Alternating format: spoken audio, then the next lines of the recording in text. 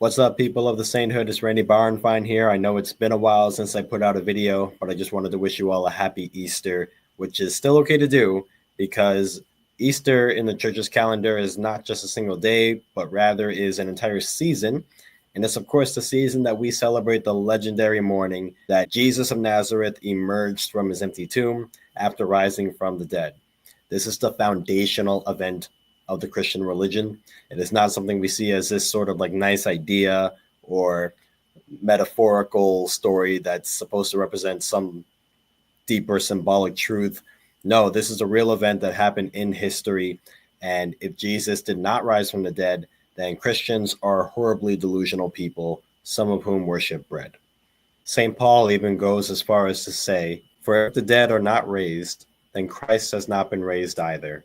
And if Christ has not been raised, your faith is futile. You are still in your sins." All right, so the question we're going to be asking today is there any evidence that it actually went down? Or is it something that we just believe purely on blind faith? All right, so today I'm going to be exposing you to the case for Christ. This is 3 reasons Jesus really rose from the dead. If you're an apologetics nerd, all right, don't watch this video. I'm not going to be offering anything you haven't heard before.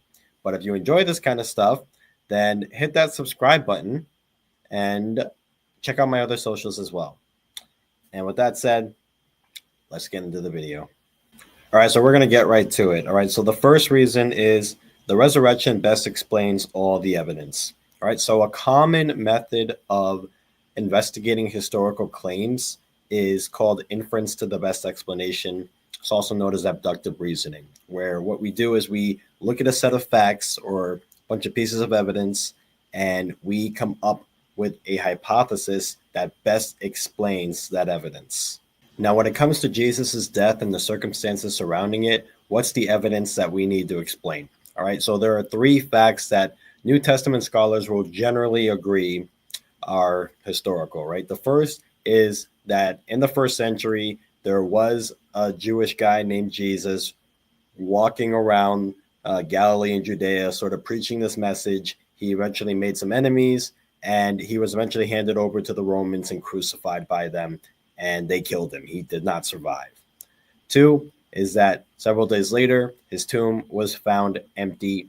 3 is that at some point after this, his followers suddenly went from hiding in fear, discouraged, and defeated that their leader was dead, to boldly proclaiming that he rose from the dead. All right, so these 3 facts are the evidence that needs to be explained. Now, for you skeptics out there that stumble upon my video, I am aware that there are scholars like Bart Ehrman that will argue that we don't have any way of knowing that there was an empty tomb. All 4 of the Gospels report an empty tomb, and there are other reasons to believe that the empty tomb narratives were not made up, but it's kind of beyond the scope of this video. I think I'm in good standing when I say that most scholars will grant that there was probably an empty tomb.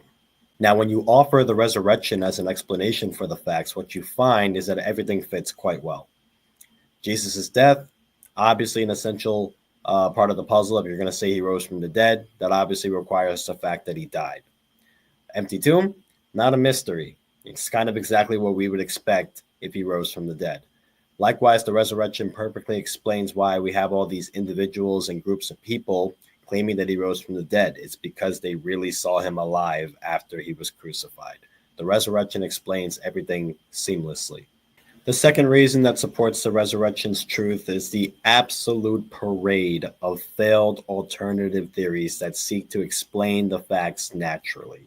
All right, so suppose that you want to deny that Jesus rose from the dead. Maybe you're an atheist, a skeptic, or perhaps from some other religion. What you could do is try to come up with some alternative theory about what happened to Jesus and his disciples that accounts for all this evidence that we have. But when you find when examining these alternative hypotheses is that they're all lacking in their ability to explain the evidence that we have, so they're all far-fetched in one way or another. The weakest and most absurd one is called swoon theory. It proposes that Jesus did not actually die on the cross.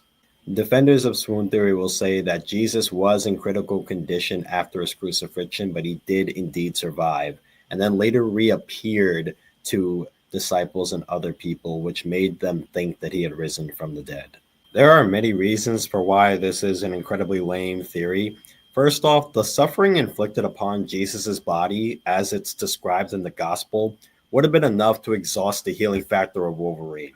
Right? He's getting beaten, he's flogged, where they're using this whip that is embedded with bones, broken glass, pieces of metal that dig into your skin, and they're just ripping out his flesh. Right? He's of course got the crown of thorns placed on his head. He's got to carry this cross that could have weighed, 100 to 200 pounds. He's nailed to that cross and hanging there for hours. And to top it all off, he's speared in the ribs. Now, after his crucifixion, he is placed in this tomb. So if he had somehow survived this crucifixion, he's placed in this tomb for like a day, not receiving any medical care. The idea that he somehow mustered up the strength to move away this stone, which one person isn't going to be able to do by themselves, even if they're fully healthy, is just absurd. Even if you don't believe that he was buried in a tomb, the alternative to that would have been that the Romans would have just left him on the cross, just hanging there. They did that pretty often, in which case he's definitely not surviving that. So I would go as far as to say that this theory is not only implausible, but it's physically impossible. It's just absurd. Real quick, guys, if you're enjoying this video, please go ahead and give the video a like. It would really mean a lot to me. It helps the algorithm put out the video to more people, so it's really appreciated if you do that. The second alternative explanation is stolen body theory. So this theory takes on various forms, but they all entail that somebody went ahead and stole Jesus's corpse from the tomb. And they might posit that it was any number of suspects responsible for stealing the body. They might posit that it was Jesus's disciples. The second alternative theory is the stolen body theory. So this theory takes on various forms, but they all entail that somebody went ahead and stole Jesus's corpse from the tomb. They might say that Jesus's disciples went and took his body, or the Jewish or Roman authorities, although we'll see in a minute that that's not even worth entertaining. Or they might point to some common grave robber. They'll point out that grave robbing was common back then. What this theory fails to account for is that none of these parties had any good reason to take his body. All right, if you say that the disciples stole his body, then you're necessarily committing yourself to the view that they were lying when they proclaimed that he had risen from the dead. The issue with that is that not only did the disciples not have any good motivation to take his body, it wasn't something that was going to win them power or influence or anything like that. On the contrary, they had every reason to not do that. All right, first off, after Jesus's death, they no longer have any reason to believe that he's the Messiah. All right. In a lot of their eyes, he's a false Messiah. All right. The second reason is stealing his body and lying about it would have been a very blatant and egregious violation of the eighth commandment. Thou shalt not bear false witness against thy neighbor. And for devout Jews like them, this would have had serious spiritual consequences that they would not have messed with. And then, of course, there's just the fact that they don't want to be killed. All right. And, stirring up a new movement like this in the eyes of the Romans and the Jewish authorities would have warranted their execution. Then you have the Jewish authorities. Could not have possibly been them. They're the ones that wanted him dead. It would be kind of weird for them to go ahead and remove his body from the tomb. Similar thing with the Romans. All right, they're the ones that killed him, and they're not fans of the Jews. So the last thing they're going to want to do is to remove this body and sort of, plant the seed for something that's somewhat of a revolution. They're not going to do that. Jews and the Romans are the last ones that are going to steal his body. That just leaves the random grave robbers. And it's true, like there were people back then that, would rob graves, but they wouldn't steal the corpse. There's no reason to steal the corpse. What they would do is they would go in there and steal the valuables that were inside, buried with the person. I can't think of any reason for why they would steal the person's body. So the stolen body theory, it just fails from all conceivable angles. The third and perhaps the most popular and commonly defended one is hallucination theory, right? So here the disciples were really convinced that they saw Jesus, but he wasn't really there. They imagined him. Maybe they were so struck by grief and saddened that this person they cared so deeply about had died that their mind played a trick on them. The major problem with this theory is that the Gospels report that there were entire groups of people with Jesus after his resurrection. We're not talking about one person out in the middle of the desert crying over Jesus's death. All right. So if me and my buddies are all out in the Sahara Desert and we haven't had water in 2 days and we're dehydrated and we're starting to hallucinate, we're not all going to hallucinate the same exact thing, right? That doesn't happen. Hallucinations are very subjective and personal to the person that's having them. All right. So to argue that the disciples are all hallucinating Jesus at the same time in the same way, and in the hallucinations you can eat with Jesus and touch his body and stuff, this is incredibly far-fetched.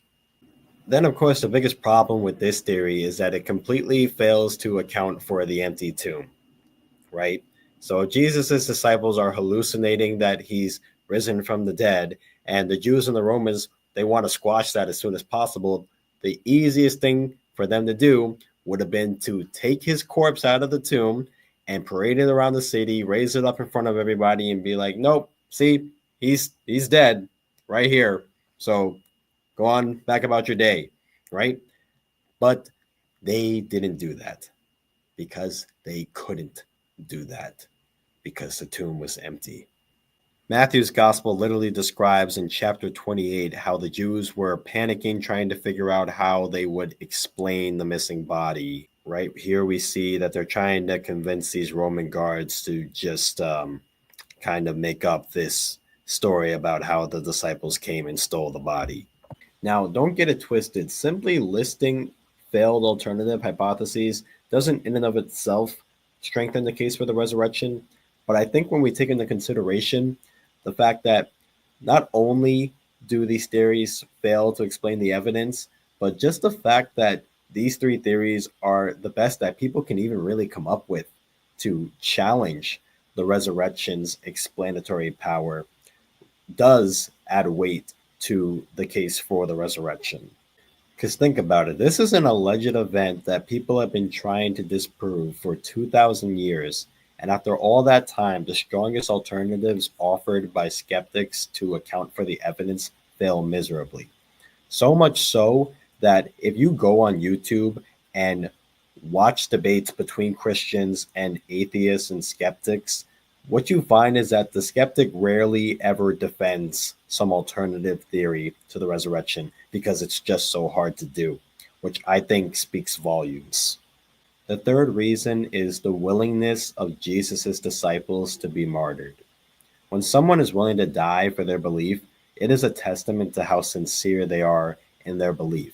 Nobody dies for something they know to be a lie. All right. So to drive the point home again, these disciples are not making stuff up. Now, there are Muslims that are willing to die for their beliefs, but does that show that what they believe is true? No, it just shows that they really, really do believe it. Now, what's interesting about the disciples is that they were not originally down like that, right? They were scared and ran into hiding. But then something happened to them. And whatever happened, whatever they saw, it was such a powerful experience for them that they go from being saddened and discouraged to doing a complete 180. And now all of a sudden they're standing on business, right? You want to kill me because I say Jesus rose from the dead? All right, that's fine. Do what you got to do. Trust me, I'm going to see him soon. You can destroy my flesh, but you can't destroy me.